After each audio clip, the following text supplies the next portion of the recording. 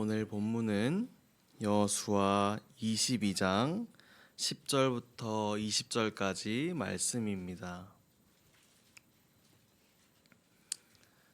오늘 본문 여호수아 22장부터 10절부터 20절까지 한 절씩 교독하겠습니다. 르우벤 자손과 갓 자손과 므낫세 반 지파가 가나안 땅 요단 언덕가에 이르자 거기서 요단가에 제단을 쌓았는데 보기에 큰 제단이었더라. 들은즉 이르기를 르우벤 자손과 갓 자손과 므낫세 반 지파가 가나안 땅의 맨 앞쪽 요단 언덕가 이스라엘 자손에게 속한 쪽에 제단을 쌓았다 하는지라.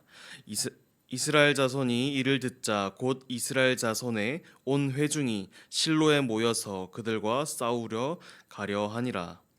이스라엘 자손이 제사장 엘르아살의 아들 비나스를 길앗으로 오내어 르우벤 자손과 갓 자손과 므낫세 반 지파를 이스라엘 각 지파에서 한 지도자씩 10 지도자들을 그와 함께 하게 하니 그들은 각기 그들의 조상들의 가문의 수령으로서 이스라엘 중에서 천부장들이라.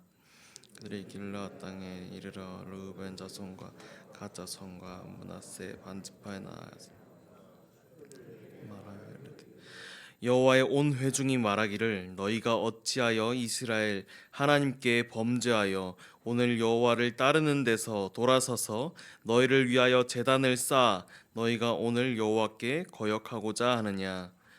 볼의 제약으로 말미암아 여호와의 회중에 재앙이 내렸으나 오늘까지 우리의 그 죄에서 정결함을 받지 못하였거늘 그 죄악이 우리에게서 부족하여서 오늘 너희가 돌이켜 여호와를 따르지 아니하려고 하느냐.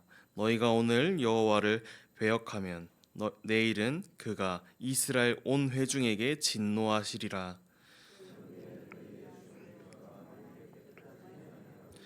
여호와의 성막이 있는 여호와의 소유지로 건너와 우리 중에서 소유지를 나누어 가질 것이니라. 오직 우리 하나님 여호와의 제단 외에 다른 제단을 쌓음으로 여호와를 거역하지 말며 우리에게도 거역하라.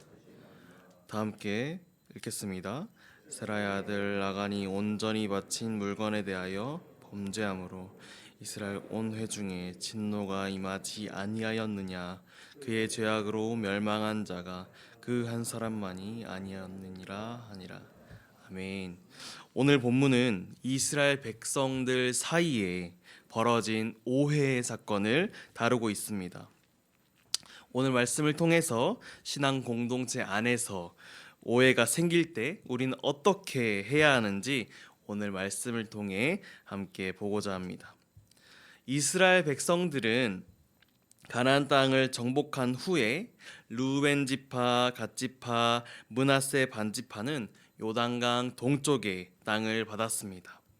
전쟁이 끝나고 그들은 요단 동편에 있는 자신들의 땅으로 가던 중에 요단 강가에 큰 제단을 쌓았습니다. 오늘 본문 10절에 보면 그 크기가 컸더라라고 기록되어 있습니다. 단순한 작은 돌 무더기의 제단이 아니라 멀리서도 보일 정도로 큰 제단이었습니다. 이를 본 가나안 땅에 남아있던 이스라엘 백성들은 그 소식을 듣고 충격에 쌓였습니다. 왜냐하면 율법에 따르면 하나님께 드리는 제사는 오직 성막이 있는 곳에서 드려야 했기 때문입니다. 그런데 동편 지파에 있는 사람들이 제단을 따로 세웠다는 것은 하나님을 떠나서 다른 신을 섬기려 하는 것과 같아 보였습니다. 그래서 이스라엘 백성들은 이 소식을 듣고 분노하였습니다. 본문 12절을 보면 이스라엘 자손의 온 회중이 실로에 모여서 그들과 싸우려 가려 한지라 라고 기록되어 있습니다. 저들이 하나님을 배반했다고, 우리를 떠나서 하나님을 떠나려고 한다, 다른 신을 섬기려 한다는 생각을 하면서 전쟁을 해야겠다, 저 사람들을 바로 잡아야겠다 라고 하였습니다. 여기서 주목해야 할 점은요, 이스라엘 백성들은 직접 보지 않고 들었던 소리만으로 그런 행동을 하려고 하였다는 것입니다. 이것이 바로 오해의 위험성입니다. 우리는 살아가면서 수많은 오해를 경험하게 됩니다. 누군가의 행동을 보이는 대로 해석하고 그 의도를 파악하지 않은 채 오해하기도 합니다. 소문을 듣고 저 사람은 저런 사람이구나 라고 판단하기도 합니다. 하지만 우리가 반드시 기억해야 할 것은 보이는 것이 전부가 아니라는 사실입니다. 겉으로는 보기에 문제가 있어 보일지라도 그 속을 보게 된다면 전혀 다른 이유가 있을 수도 있다는 것입니다. 그런데 오늘 본문에서 이스라엘 백성들은 다행히도 지혜로운 결정을 하게 되는데요. 그것은 바로 전쟁을 하러 가는 것이 아니라 먼저 대화하는 과정을 거쳤습니다.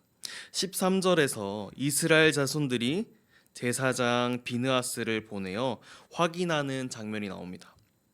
비느하스는 믿음이 깊고 신실한 사람이었습니다.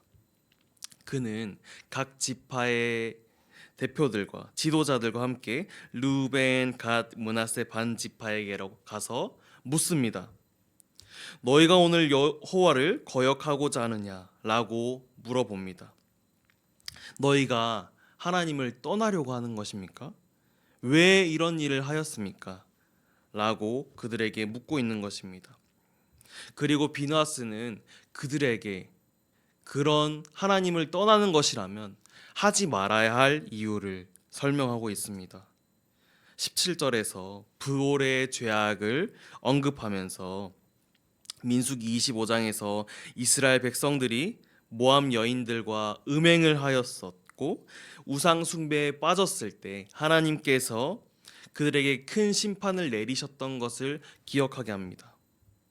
그리고 20절에서 아간의 죄를 언급하며 여리고성을 함락시킬 때 아간이 하나님의 명령을 어기고 전리품을 몰래 숨겼을 때 그 결과 이스라엘 백성들이 전쟁에서 패배하고 결국 아간과 그 가족들이 심판을 받았던 것을 다시금 기억하게 합니다. 이처럼 한 사람의 죄가 한 공동체의 죄가 전체에 영향을 줄 수 있다는 사실을 말하고 있는 것입니다. 비느하스와 그 지도자들은 동편에 있는 지파들이 저지른 행동이 혹시라도 하나님을 배반하는 행동은 아닌지, 그로 인해서 온 이스라엘 백성들이 하나님께 벌을 받게 되는 것은 아닐지 두려움으로 이 문제를 다루고 있는 것입니다. 그들은 단순히 화를 내려고 온 것이 아니었습니다. 공동체의 거룩함을 지키기 위해서 대화를 하려고 온 것이었습니다. 오늘 말씀을 통해서 우리는 중요한 몇 가지 교훈을 볼 수 있었습니다. 첫 번째로 오해가 생겼을 때 무작정 싸우고 이렇게 행동하는 것이 아니라 그 오해를 확인하고 대화하여야 한다는 것입니다. 이스라엘 백성들은 그 소식을 듣고 분노하고 전쟁하려 하였지만 그럼에도 비느하스를 보내서 대화하는 과정을 거쳤습니다. 이 대화를 통해서 이야기를 통해서 그 오해를 마주하고 그 오해를 풀고자 하였던 것입니다. 우리도 신앙생활을 하다 보면 이러한 오해들을 만나는 경우가 있을 것입니다. 그때마다 감정적으로 대응하기보다 오늘 말씀처럼 그 오해를 직접 마주하며 오해를 풀기 위해 힘쓰시는 우리 성도님들이 되시기를 바랍니다. 두 번째로 내가 어떤 말을 하고 내가 어떤 행동을 하는 것이 우리 교회와 가정 그리고 내 주변에 분위기가 달라진다는 것을 생각하면 좋겠습니다. 내 작은 태도가 내 주변에 어떤 영향을 끼치는지 생각해 보면 좋겠습니다. 이제 오늘 하루를 시작하게 됩니다. 우리의 말과 행동이 우리 주변 사람들에게 선한 영향을 끼치는 하루가 되길 소망합니다. 그리고 혹시 나도 누군가에게 오해를 하고 있진 않은지, 혹시 누가 나를 오해하고 있지는 않은지 우리 주변을 둘러보시고 혹시라도 오해가 있다면 먼저 하나님께 지혜를 구하고 그 오해를 마주하며 하나님께서 주신 방법으로 잘 풀어나갈 수 있기를 바랍니다. 또한 나의 신앙도 되돌아보면서 하나님 앞에서 더욱더 신실한 삶을 살아갈 수 있도록 살아가는 우리 모든 성도님들 다 되시길 소망합니다.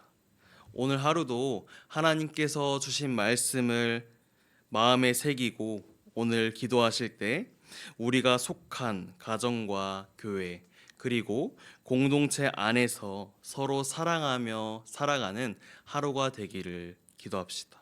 그리고 우리의 말과 행동이 갈등을 만드는 것이 아니라 평화를 이루는 도구가 될 수 있도록 기도합시다. 마지막으로 오늘 하루 하나님께서 주신 지혜로 능력으로 믿음을 지키며 살아가는 하루가 될 수 있도록 기도합시다.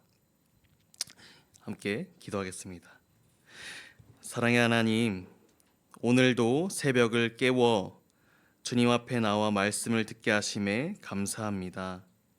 주님, 우리가 오해 속에서 감정적으로 반응하지 않고 먼저 대화하고 이해할 수 있는 지혜를 허락하여 주시옵소서. 우리의 말과 행동이 공동체 그리고 주변에 선한 영향을 미치게 하시고 평화를 이루는 도구가 되게 하소서. 오늘 하루도 주님의 지혜와 능력으로 살아가게 하여 주시옵시고 오늘 하루 믿음을 지키고 승리하는 하루가 될 수 있도록 인도하여 주시옵소서. 이 모든 말씀 살아계신 예수님의 이름으로 기도드립니다. 아멘.